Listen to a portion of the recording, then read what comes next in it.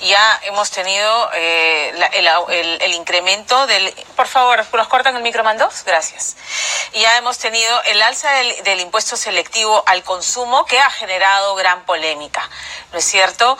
Porque quienes directamente van a pagar ese incremento es el consumidor en todos los bienes y servicios que se van a ver afectados por este incremento. Quien paga es el consumidor. Pero, ¿qué otras medidas se esperan tome el gabinete y el presidente Vizcarra para los próximos 2 años y medio de gobierno que quedan? Estamos con Carlos Anderson, analista político, para hablar de ese tema. Carlos, ¿cómo estás? Bienvenido. ¿Qué tal? Un placer. Es la primera vez que me dicen analista político. Porque eres economista. Soy economista, eres pero economista. Bueno, los economistas somos todistas. Muy bien. ¿Cuál es? Quisiera conocer como economista tu análisis, digamos... El aumento del impuesto selectivo al consumo, ¿era propicio, era oportuno? ¿Qué repercusiones puede tener en una economía que es 70% informal? Por favor, el micro, Mandos. Sí. A ver, mira, el tema de que seamos informales, lo único que hace es recordarnos que somos informales porque hay muchísima gente que no paga impuestos. Claro. Y hay muchísima gente que no paga impuestos y que, sin embargo, recibe todo tipo de servicios, de beneficios. Desde caminar por una vía pública donde hay luz, ¿no? Eso lo pagas tú, que pagas impuestos, y lo paga el que no paga impuestos, ¿verdad? El problema es que por una política tributaria, de una reforma tributaria mal conceptualizada y mal hecha al principio del gobierno del presidente Kuczynski, ¿no? Ahora estamos pagando los platos rotos, porque los platos rotos han significado que el total de la recaudación tributaria cayó a niveles que no se había visto en décadas, ¿no? Es decir, apenas 13.5%, algo por el estilo, del total, comparado con el total de los bienes y servicios de la economía, que se llama el PBI, ¿no? Eso es muy poquito, para que la gente entienda, ¿no? Uno solamente puede dar servicios de salud, de educación, de transporte, etcétera, con los recursos que recibe. Entonces, si recibes cada vez menos recursos, vas a dar peores servicios, ¿no? Entonces, esto había que revertirlo. Y en parte se ha revertido ya, o se empieza a revertir por el tema de las contribuciones del sector minero. Qué bueno. Pero había que hacer algo desde el punto de vista también de política económica. Entonces, una respuesta inmediata, ¿no? Es decir, bueno, subamos los impuestos. Ahora, ¿qué impuestos? Bueno, castiguemos, aunque lo han dicho de una forma más o menos positiva, ¿no? Digo, premiemos a quienes se portan bien con el medio ambiente, es decir, a los que consumen gasolinas, digamos, más limpias, ¿verdad? Es puro pretexto, en mi opinión. porque si uno quisiera realmente proteger el ambiente, tendría que tener una serie de otras medidas. Por ejemplo, retirar todo el parque automotor, digamos, que está viejísimo. Sería totalmente de impacto. Claro, ¿no? Sería de impacto, ¿no? Esto, no nos equivoquemos, tiene una intención de elevar la recaudación tributaria, que es algo que no podemos evitar. Porque si no tenemos eso, no tenemos cómo, por otro lado, aumentar los servicios, ¿verdad? Entonces, ¿era una medida necesaria? Era necesario aumentar algún tipo de impuestos. Ahora, lo que puedes hacer también es eliminar exoneraciones, pero ahí, pues claro, dan todos los pánicos del mundo. Podrías también ser más efectivo. Pero siguen siendo ineficientes en el tema de ampliar la base tributaria. No, pero ni siquiera tienes que ampliar, fíjate, lo que tendrías que hacer es ser apenas tan eficiente como es Chile para recabar el IGB y para recabar y para evitar, digamos, la elusión tributaria, o sea, las trampitas que hay, ¿no? Entonces nosotros tenemos una eficiencia que creo que es apenas un poco más de la mitad de la eficiencia que tiene Chile. Es decir, de cada 100 soles, por ejemplo, que deberíamos recaudar de IGB, nosotros recaudamos, 35 o algo por el estilo. Si fuéramos Chile, recaudaríamos como 57 soles, ¿no? Es decir, casi el doble, ¿verdad? Entonces podríamos duplicar nuestros ingresos tributarios si fuéramos más eficientes. Claro. Siendo eficientes, a pesar de que la situación es injusta, ¿no? Porque, como digo yo, a mí, como todos los meses pago impuestos, sobre los que pagamos impuestos. Exacto. Entonces, el tema de ampliar la base tributaria tiene que hacerse, ¿no? Definitivamente, con una mezcla de una zanahoria y un palo, ¿no? De una zanahoria, un incentivo para que la gente pague. Y no pagas, te cae el palo, ¿verdad? Pero aquí tenemos cosas al revés. Aquí hay zanahorias para los que no pagan, ¿no? Tenemos monumentos a la no tributación. Y el palo para el que paga, ¿no? Entonces, mientras eso siga sucediendo, vamos a tener la situación que tenemos. ¿Crees que es viable, por ejemplo, la eliminación de exoneraciones en la Amazonía? El propio Villanueva, que viene de la Amazonía, sí, de San Martín, ha visto con buenos ojos esto, pero diciendo que no hay resultados tangibles que se hayan visto luego de tantos años de exoneración. No hay resultados tangibles en la mayoría de lugares donde hay exoneraciones, ¿no? Yo personalmente soy total y absolutamente opuesto en general a las exoneraciones porque implica privilegiar a algunos sobre otros, ¿no? Y efectivamente, en Amazonía en particular, donde se han creado distorsiones, ¿no? Que hace que las empresas pues se comporten, o sea, inteligentemente, para el mal, pero inteligentemente, ¿no? Es decir, bueno, voy a poner mi pequeña empresita sucursal allá en Amazonía, que de allá emitan, ¿no? Las facturas, es más bajo el IGB, claro, lo que sea. O sea, la verdad que nada de eso es sorprendente. Y quienes emiten esas leyes, esas normas, lo saben. Entonces, sorprendernos después es un poco ir a llorar al río, ¿no? Pero hay que actuar. Mira, un gobierno que realmente quiere transformar las cosas tendría que tomar el toro por las astas, tendría que dejar tanto temor político. Y una de las cosas que a mí me preocupa de la nueva administración del presidente Vizcarra es que actúan con demasiado temor a ofender a nadie. O sea, no quieren tener ningún tipo de problema. Quieren ser amigos de todos, claro, y hay que romper huevos para hacer y se trata simplemente de llegar al 2021. ¿Llegar de cualquier forma? No. O sea, yo creo que de alguna forma el presidente Vizcarra tiene la posibilidad de recuperar, ¿no? La superioridad moral, así se dice, ¿no? El terreno moral más alto, porque no ha estado involucrado pues en ninguno de los claro, problemas, digamos, de corrupción, ¿no? Ya sea reales o aparentes, ¿no? De los que hicieron caer al presidente Kuczynski. Perfecto. La ciudadanía está premiando, o está deseosa de premiar ese tipo de comportamiento, pero también está deseosa de premiar la eficiencia en la gestión. No es posible, lo vimos, ¿no? En el ratito en que el presidente Kuczynski, por ejemplo, atacó con eficiencia el problema del niño, ¿se acuerdan? Claro. Cuando salieron los ministros y todo lo demás, ese fue el mejor momento. El mejor momento y el único quizás de Pedro Pablo Kuczynski y su gabinete fue ese. Y fue el mejor momento porque mostraban eficiencia en la acción. De la crisis la oportunidad. Claro. Entonces de ahí en adelante nuevamente a dormir sobre los laureles, ¿verdad?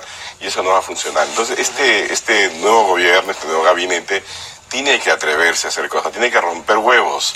Si no basta solo con viajar constantemente. No, mira, yo la verdad que, por ejemplo, si fuera ministro, lo primero que le diría al presidente es: a mí no me llames para viajecitos, ¿eh? O sea, déjame hacer las cosas, porque esa idea también populista, ¿no? De que, tienen que ensuciarse, el ministro tiene que ensuciarse los zapatos, que esto, que el otro, depende, pues, ¿no? De qué tipo de ministro es. Es que creo que todavía queda el legado de Alberto Fujimori, por supuesto, que o sea, viajó, así te miden. Tomó nota y hizo la posta, hizo la escuela, hizo, ¿no es cierto?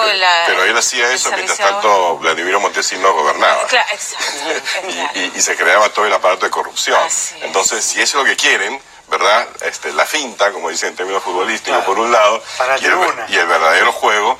Mira, yo prefiero el verdadero juego. Y ahora que tiene, digamos, el beneplácito temporal de Fuerza Popular, que es la bancada mayoritaria, para trabajarlo con tranquilidad, de momento, ¿en dónde debería enfocar el premier y el presidente sus baterías?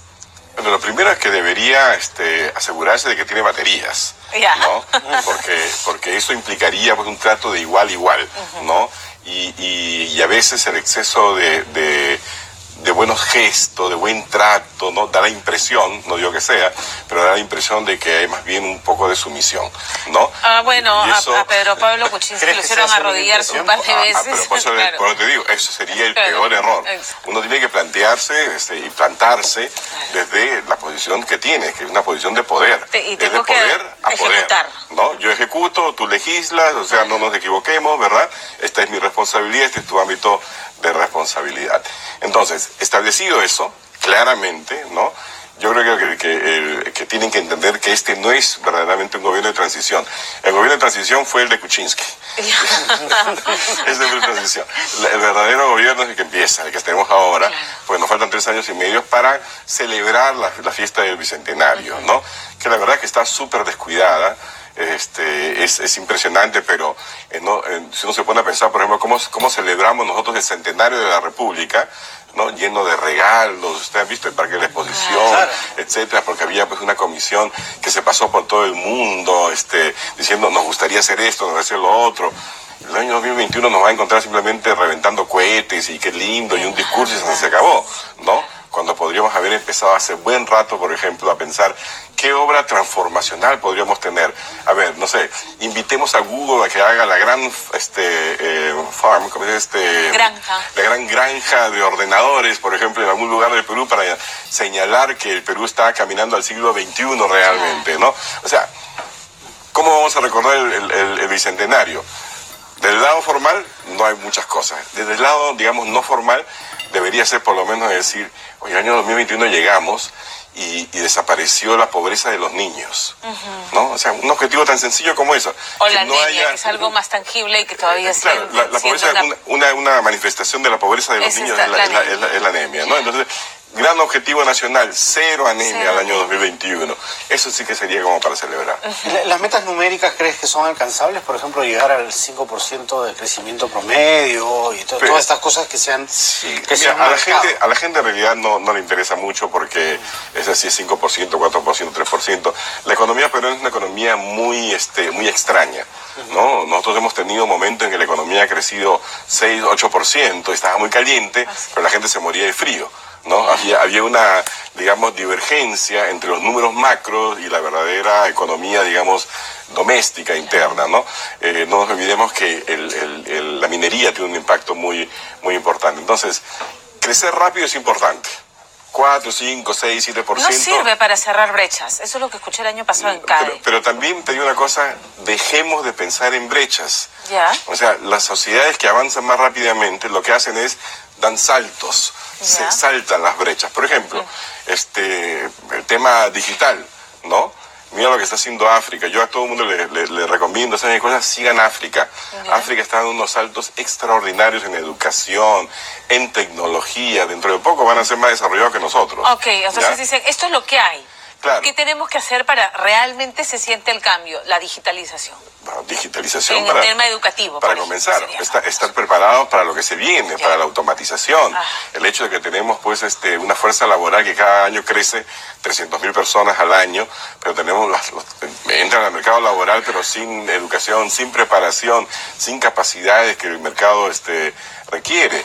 Y uno no ve, o sea, yo no veo por lo menos, de repente ustedes sí, a un ministro de Trabajo pues saliendo y decir, este es el plan para generar, no sé, para darle capacidades a las personas, jóvenes, a los ninis, a los que no tienen ni empleo, claro, ni trabajo, ¿no? Para que se puedan insertar en esta economía.